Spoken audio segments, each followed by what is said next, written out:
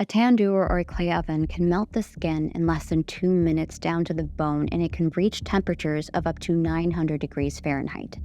The moisture the body is made up of will burn up in seconds. Your skin is at most 4 millimeters thick, and it melts at 212 degrees, the boiling point of water. On Sunday, July 2nd, 1995, the phone rang in the middle of the night. A veteran police officer in Delhi, India, received the most chilling phone call of his career. It was a deputy commissioner. A body has been burned in the tandoor. The police officer immediately sprang up from his bed. What? A tandoor murder? Whose body? When? There's a small restaurant on Ashoka Road. It's called the Bagia Barbecue. It's in front of one of the hotels in the garden area. You know the one. Without missing a beat, he hung up the phone, and before he was even done buttoning up his shirt, he was running out of the front door into the eerily quiet night. When he arrived on the scene, one young man named Keshav was already in custody. It was almost 2 a.m. The police officer cautiously walked up to the tandoor oven, not knowing what horror would lie beneath. Could it be true? Could someone really have burned a body by placing it in a tandoor oven that was used to cook food? The officer held his breath and peered inside, dodging the scent of burnt human flesh. At the bottom was an outline of a human body. It was charred, limbs separated from the torso, in fetal position. Keshav was the manager of the barbecue restaurant. He was a meek and timid young man. His face was covered in soot because of the smoke. His head hung low with guilt as he sat on the ground surrounded by police officers who were all talking about him. His shirt was covered in blood. Hunched shoulders, eyes cast downward. It was apparent he felt remorse. The officers questioned him along with everyone that was left at the crime scene, so Keshav and the security staff. But every single one of them looked uncomfortable. They couldn't keep eye contact. They kept looking at each other with fear in their eyes. But why? It was as if they didn't want to say too much, as if they were protecting something or someone. Throughout the night, police questioned Keshav repeatedly, and finally he revealed the owner of the restaurant had brought a body to him at 10:15 p.m. that night. But that man was nowhere to be seen. The police knew the hunt was on. The clock was ticking, and no one seemed to be cooperating. This is the story of Naina Sawhney, the Tandoor Murder Case where a man threw a woman into a clay oven to burn the evidence of his rage. A short disclaimer. This video covers domestic violence and explicit details of the autopsy. If this is something that you don't want to listen to for any reason at all, please prioritize your well-being.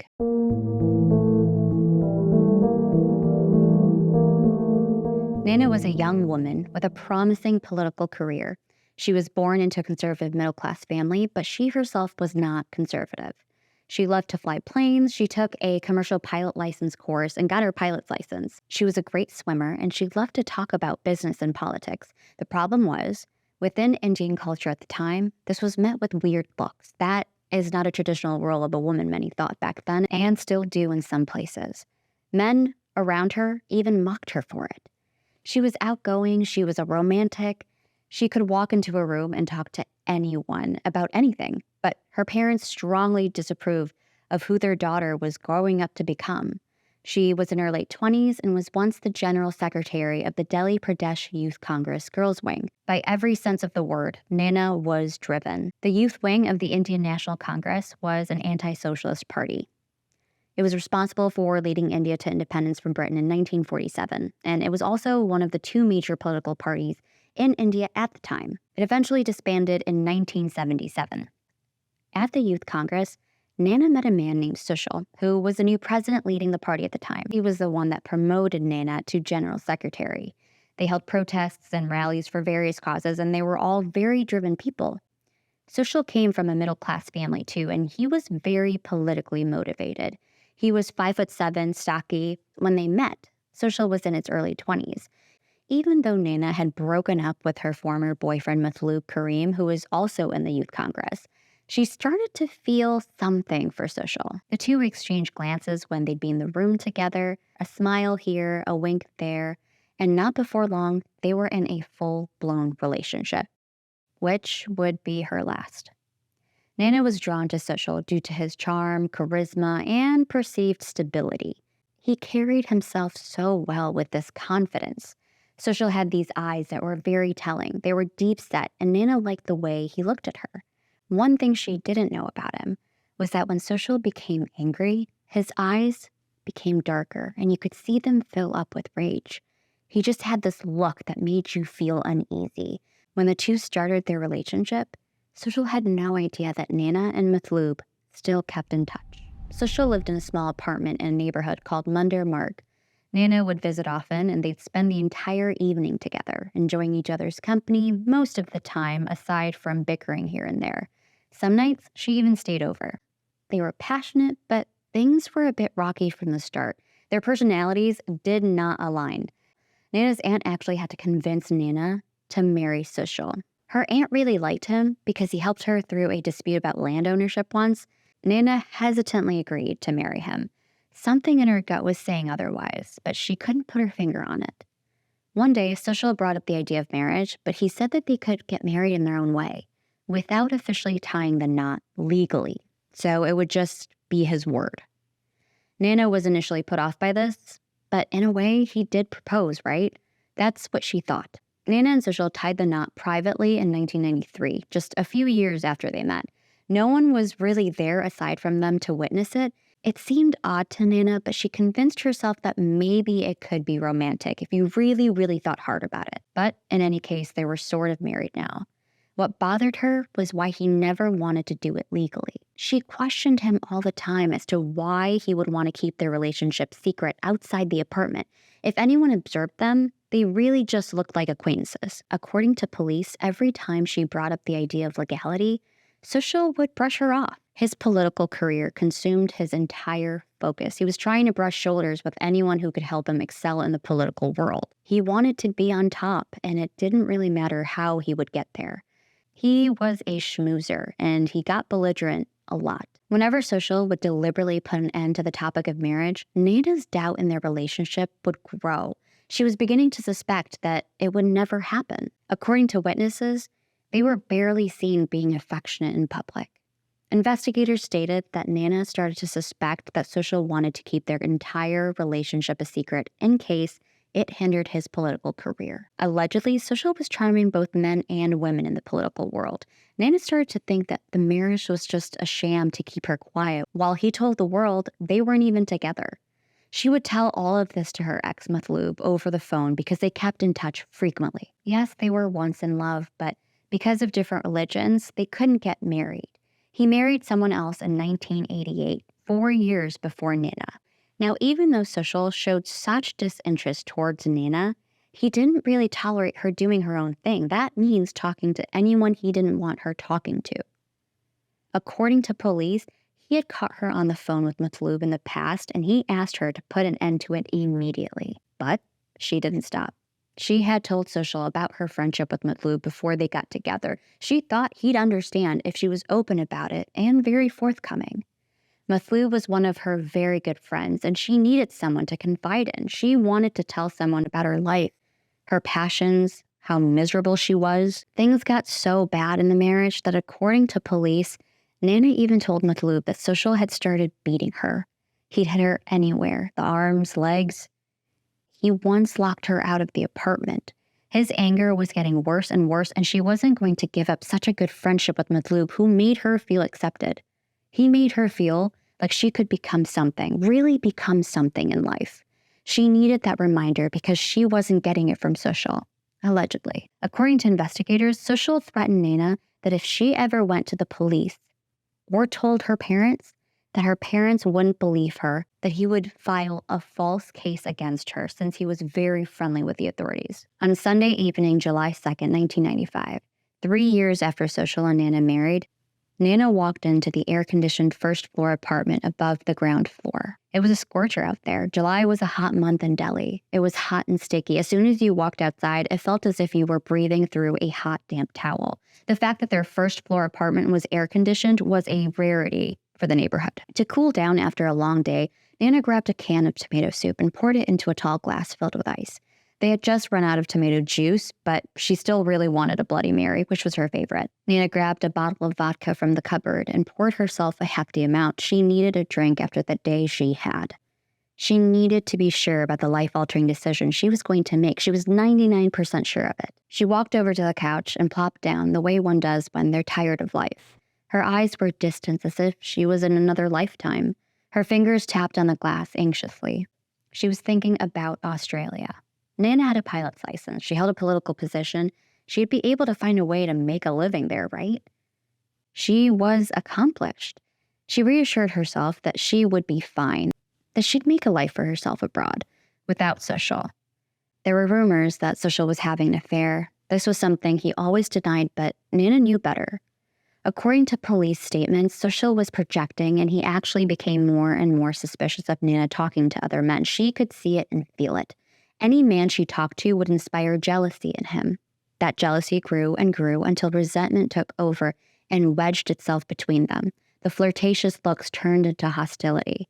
Nana didn't prowl around in his affairs, and she was tired of him always weaseling his way into hers. At this point in the relationship, she wanted out. She had hopes of what it would become, but that hope disappeared the day she realized he cared for anything else but her, allegedly. At 7 p.m., she called the local video store and asked the employee working to deliver 2 movies to the apartment. This was something that was normal for the neighborhood. As Nana waited, she picked up the phone again and decided to call Matloob. Contact the travel agency yet? Matloob, I really need this. Nana was asking about her travel visa for Australia. Getting a visa could take months, and she didn't want to wait too long. She was itching to get out as soon as possible. Don't worry, I will get to it and call in a couple days. Just don't worry, Nana. You have my word. Nana was satisfied and hung up. The buzz from the alcohol coursed through her veins like a warm embrace. Everything was going to come together, she thought. The promise of a new life, a happy life, was within reach. At 8:15 p.m., she hears Sushil's car pulling up to the apartment. This gave her anxiety. As he walked in, she remained silent. She didn't know what to even say to him. She had made up her mind to leave this apartment, the city, this life. She made up her mind to leave Sushil. Do you want a drink? She asked him. Without saying a word, Sushil walked over to the kitchen and poured himself one. They moved like strangers, the silence between them speaking volumes. Nana could sense that he was not happy. Something was on his mind. At 8:30 p.m., they both hear a knock at the door. The employee from the video store was there to drop off the movies. While Nana was tending to him, Sushil slowly and quietly slipped into a different room. Picking up the phone that sat on the table, he hit the redial button. He waited. Ring, ring. Hello? Sushil stood there frozen.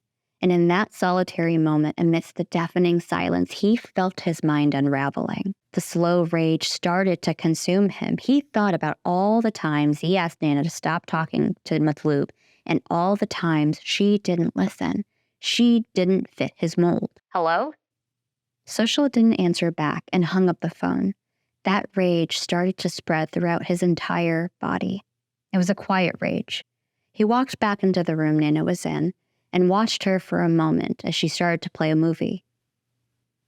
Why are you still talking to him? Why haven't you stopped? Sushil, it's really none of your business. You have no right to meddle in my private life.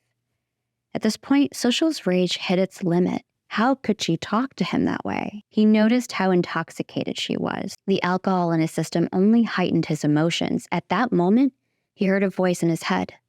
Do it. Do it now. He walked into the bedroom, opened the dresser, and pulled out a small revolver. Inspecting it carefully for a split second, he loaded it. Nana had followed him into the bedroom, but before she could say anything, he whipped around and fired 3 times. 2 made contact, 1 hit the air conditioner. Nana was shot in the head and neck. Writhing in pain, she fell onto the bed, a sharp jolt followed by numbing coldness spreading from the point of impact. She was bleeding out fast. Immediately after being hit, the mind may go into a state of shock or disbelief, which numbs the area because your mind is trying to catch up to what just happened. As the body registers the impact of the bullet, you can lose consciousness. Pain receptors in the head and neck area are very sensitive, and the trauma can trigger a visceral response of sheer agony. Gunshot wounds to the head are 90% fatal. Sushil's ears were ringing. He stood there stunned for a moment. Then he ran to the kitchen sink, poured himself a cold glass of water, his mind racing. He started to devise a plan to get rid of her body. The river, he thought. The Yamuna River was several miles east from where they were, and it flowed through the heart of India. The maximum depth of the river is 60 feet, and during monsoon season, it gets deeper. Social realized that he needed to escape Delhi. He had one chance to get rid of the body, so he ran back to the bedroom, gathering the sheets around Nina. Then, he wrapped her with a plastic cover from the kitchen table. He ran back to the kitchen and got cleaning supplies and started wiping down the splatters of blood that covered the walls. He didn't want to leave a single trace. Back then, DNA testing was still new, since India's first case that used DNA testing to solve a crime was back in 1989. The next thing on his mind was he needed to make sure he could get down to the ground floor from his first floor apartment without anyone noticing. In British English, the floor of a building which is level with the ground is called the ground floor, and the floor above that is the first floor. He looked out the living room window. No one was out. He ran to the front door and looked out. Empty. So he grabbed the car keys and ran down the outside staircase with his head shifting left to right feverishly. He backed his white sedan against the staircase as close as it would go.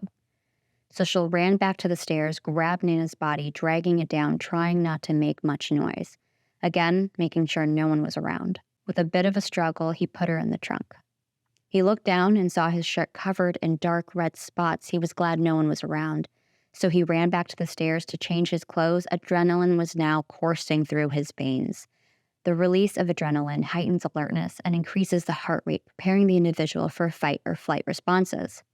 Social could feel his heart pounding. If he tried to hold still, each beat of his heart would move his body. Social got into his white car, trying to remain calm and collected. He was completely oblivious to the man in his rear view mirror, standing next to the apartment building.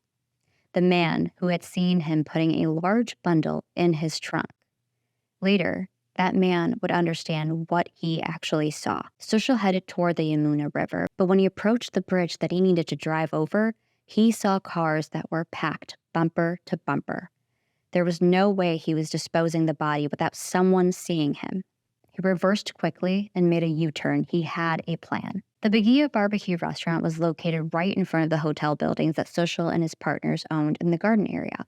It was about 10 minutes away from the apartment, and because Social also owned the Bagia, this was the perfect plan for him. Once Social arrived, he saw Keshav, the manager, tending to the patrons. It was a visibly busy night. Social whistled loudly, which caught Keshav's attention, so he ran over to Social. "Hi, boss. Do you need any help with something?" It was really odd for Social to be there that late. Keshav had everything under control, so he was a little confused. According to the police, in a low whisper, Social explained, "I made a massive mistake. Tell everyone to go home. Send everyone home. You hear me? I have to burn the body." Keshav stood there frozen, digesting these words. He felt disgust, disappointment, anger even, but without saying a word, he nodded. Social had helped him throughout some challenging times in his life. He felt indebted to him. So he walked back to the restaurant and told all of his customers that because of some issues, they would all have to leave immediately. Without missing a beat, he started turning off all the lights. He then told his staff to go home. And when the last person left the restaurant, that was Social's cue to back the car up against the building. At 10:50 p.m., they both carried Nina's body straight through the kitchen and placed her next to the tandoor oven in the back. Social told Keshav to block the front entrance to the restaurant as he started to break pieces of wooden planks to start the oven. They start throwing old political posters, paper, whatever they could find into the oven. Next, they throw the body in and then place the wood on top. "Keshav, go get some butter or ghee or anything you have."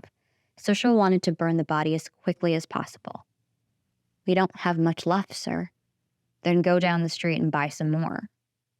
Keshav could sense the urgency, so he went down to the local convenience store and about 15 minutes later returned with multiple packages of butter. Just after 11 p.m., Social lit the tandoor oven.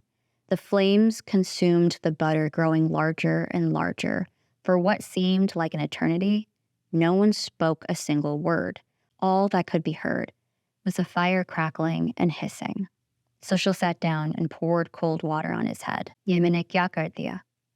Social has been running on adrenaline for the past 2 hours. He watched the fire engulf the woman he had been living with and started to panic. Keshav couldn't tell if Social regretted what he had done, but he could see the reality setting in. The flames continued to grow, and at this point, they looked very, very unsafe. Kashyap continued to stoke the fire, and this attracted the attention of a constable patrolling the street. A constable is also known as a peace officer, similar to a police officer, but their main priority is keeping the peace. The constable approached the entry gate of the hotel. The restaurant was just beyond it. A hotel security guard stopped him and told him this was just a routine burning of scraps, or so he was told. Totally normal for the neighborhood. The constable shrugged and started to walk away, but a few minutes later, when the constable turned around just to check one last time, the fire expanded to the point of endangering the buildings around it. These idiots are going to burn the entire hotel block down.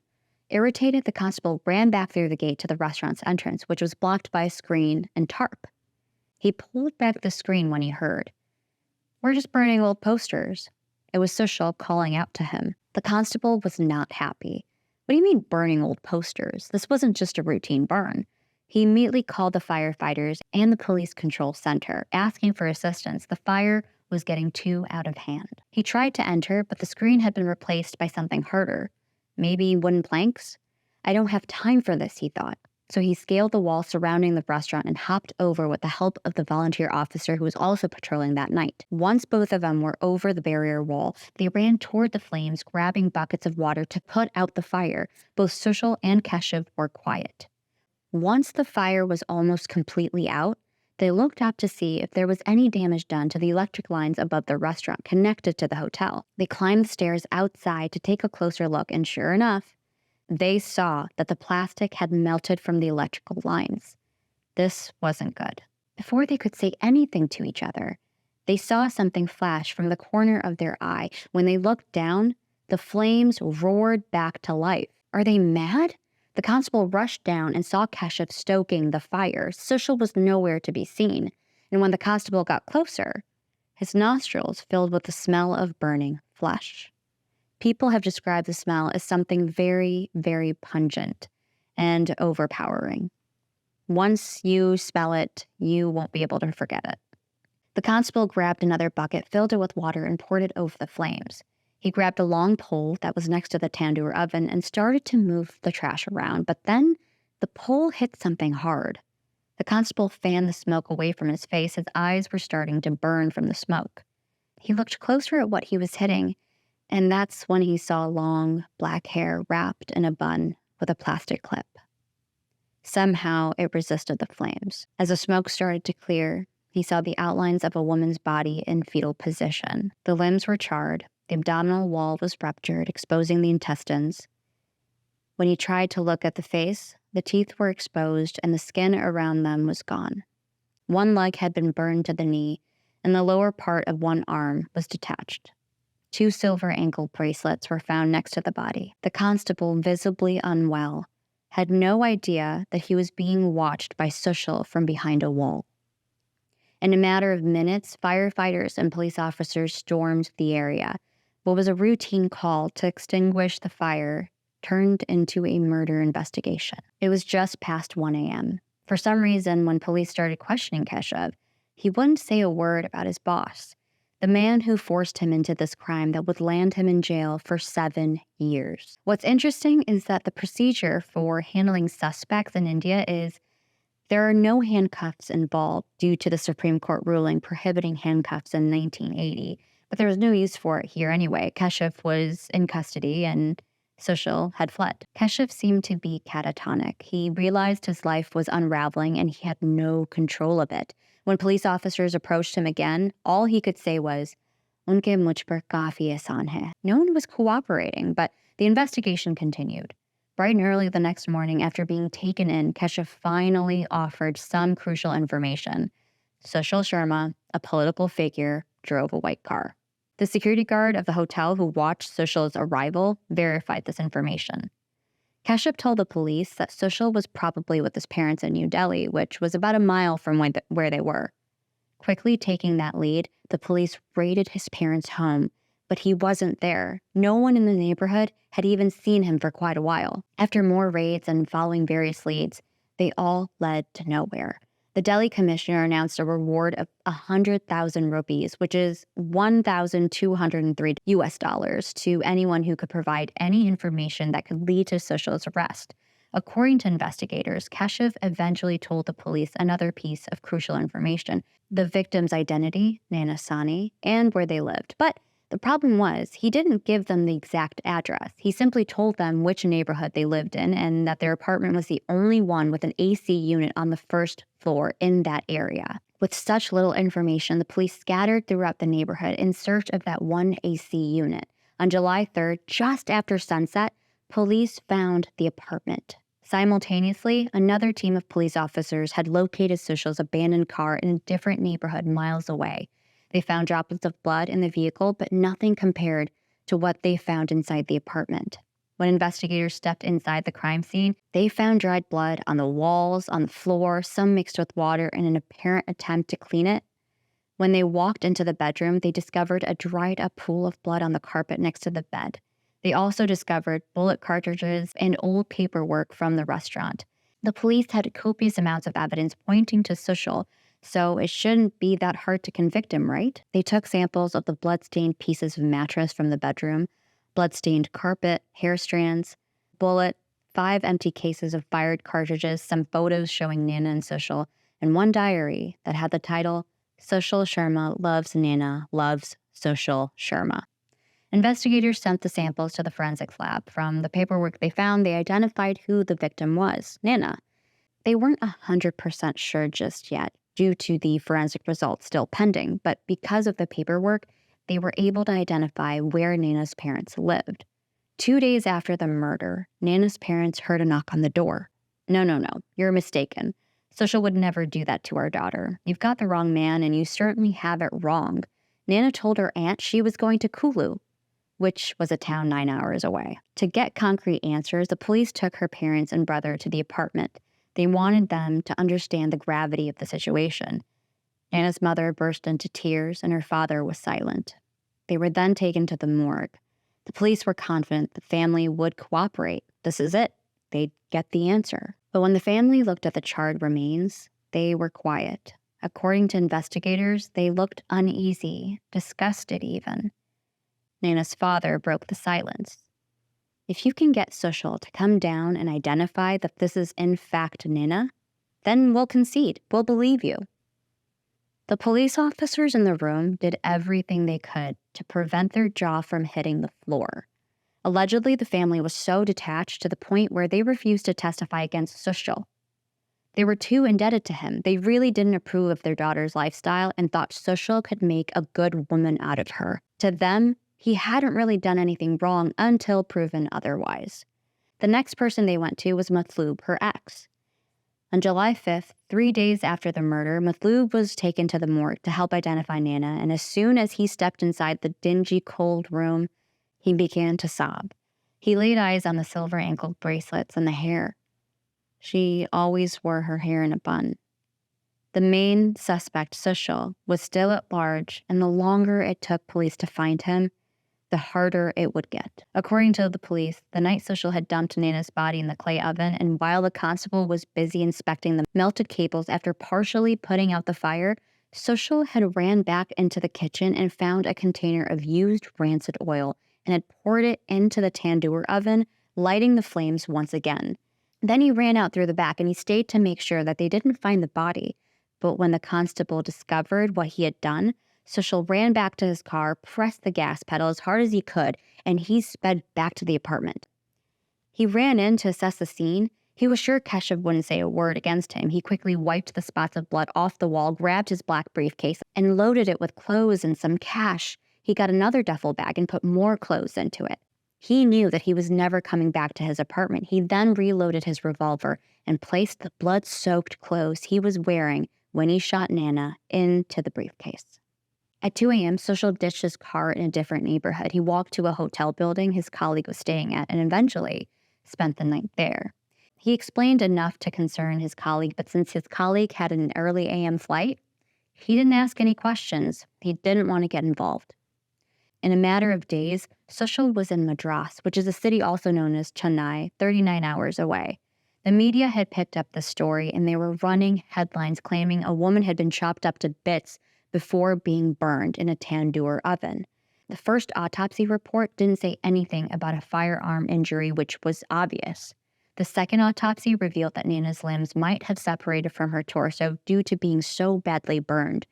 They concluded her death was not due to smoke inhalation, which was stated in the first autopsy, but bullet wounds. Her organs had shrunk and were desiccated. They were just a step away from being powder. Her external private region was also charred. I should mention that this was a second autopsy done by 3 doctors from 3 different hospitals. The first one was so inaccurate that it raised eyebrows and concern. The doctor who performed the first autopsy stopped practicing. Sushil read the papers, and he knew he was in trouble, so while in Madras, he applied for anticipatory bail. Indian criminal law states that a person who has any reason to believe they will be arrested for false charges can apply for anticipatory bail, and Sushil was granted this. The media also pounced on this turn, implying the police were after the wrong man this entire time. According to investigators, Sushil was adamant that he had been framed. He would tell the authorities that his rival, the current president of the Youth Congress who had replaced Sushil, was just jealous and wanted to implicate him. I have absolutely no knowledge of this murder, he kept saying to the press. I didn't even live there with her. After learning about his whereabouts, since news travels fast, the Delhi police worked with Madras investigators to collect all the evidence and documentation to indict Sushil. The Madras court rebuked Sushil's bail application, and the investigation was kicked into high gear. We aren't sure what got to Sushil. Guilt, regret, loss. Not the loss of Nana, but the loss of his promising career. Sushil had surrendered himself on July 10th in Bangalore, 46 hours from Delhi. According to police, they think the actual reason for his surrender in Bangalore was so that he could avoid the wrath of Delhi police. He'd rather be tried in a different city. At one point, Sushil stated to the press, "I am a holy man.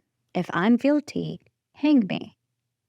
Bangalore's court system saw right through Sushil and granted that he'd be taken back to Delhi for trial. According to police, this was not the first violent act he had committed in his life. He had pulled a knife on a fellow colleague and had pulled a gun on a political peer at the grocery store, allegedly. Investigators got one last bit of information from Keshav that told the police they got the man they were looking for. Keshav was explaining Sushil's life to the police because he knew he was going to be in jail for a long time, so why not tell them everything? He mentioned Sushil's colleague's name, that same colleague who Sushil stayed with the night of the murder. The one with the early morning flight? He was also questioned by police, and because he had given Sushil shelter the night of the murder, he had made himself liable for being prosecuted for the offense under Section 212 IPC, but the state had let him off, citing him as a prosecution witness. During the trial, Sushil claimed that his relationship with Nana was not going well, that she was being unfaithful and that he had discovered her giving his money to someone, but when he asked her who, she refused to answer him. She stonewalled him. And thus the rage grew. No one could verify if Nana was truly even having an affair. According to police, Sushil revealed that Nana might have sensed his hatred and knew that he wanted to get rid of her somehow. 2 months before the murder, he asked Nana to come with him on a trip. It'll be fun, he told her. It would be so romantic, the two of them, but she said no. He was planning on taking her to Kulu so he could find a scenic lookout and push her off a cliff. Sushil tried again and asked her to go on another trip, but she refused again. 13 days after the murder, on July 15, Sushil was taken to the crime scene, his apartment. According to investigators, when the police arrived with him, they were greeted by an angry mob. Through gritted teeth and clenched fists, they inched toward him, chanting, "Murdabad," which means death too. A few people even called out, "Hang him now." To avoid more violence, the police quickly whisked him away and took him to the morgue. They wanted to see how he would react. Would he be cool, just like Nana's family? When he looked at Nana's body, his eyes filled with tears. This was a monumental breakthrough because this was the first time he showed any remorse. "Ye maine kya kar diya? Bahut galti ho gayi." The police felt the pressure lift off of them since he had identified Nana's body, but not even a week later. Investigators stated that Sushil told the press that the body was too badly burnt and it was too difficult to identify. But thankfully, The forensic team did identify the body to be Nana's. They matched her parents' blood to the sample of her muscle tissue and determined a match. On August 2nd, 1995, Nana Sani was cremated following Hindu funeral rites, which typically involve bathing the body, dressing it in clean clothes, and performing religious rituals before cremation. This funeral was held exactly a month after she was murdered. Investigators revealed that Nana had written a letter to Sushil and wanted to give it to him before she left for Australia. She wanted to explain her feelings. Sushil, I know you hate me. You cannot accept me, so do not waste your time. Take care of yourself. Leave me to my fate. We can't continue like this because I can't even win your confidence, even by destroying myself. Take whatever you have to, but don't spoil your life. Make the best for yourself. And please don't say anything to my family. They're innocent. If you want to, you can punish me. She never gave him that letter. Instead, it had been found in the bottom of the trash. Sushil was sentenced to death in 2003 by the Delhi court, but in 2013, the Supreme Court changed that ruling to life in prison. After 23 years, on December 21st, 2018, the Delhi High Court ordered for Sushil's immediate release. That day was a blur. It happened in a fraction of a second, and that second cost me more than 20 years of my life. I admit it was my mistake, and I had to suffer for it. In the process, one person lost their life, and the other's life was similar to death. I have thought about what happened that moment and what actually led to it, and I have learned my lessons. According to the press, Sushil, now in his 60s, wanted to use his freedom counseling young couples who want to get married. He had realized his possessive nature. I will see you in the next video. Until then, stay safe and stay vigilant.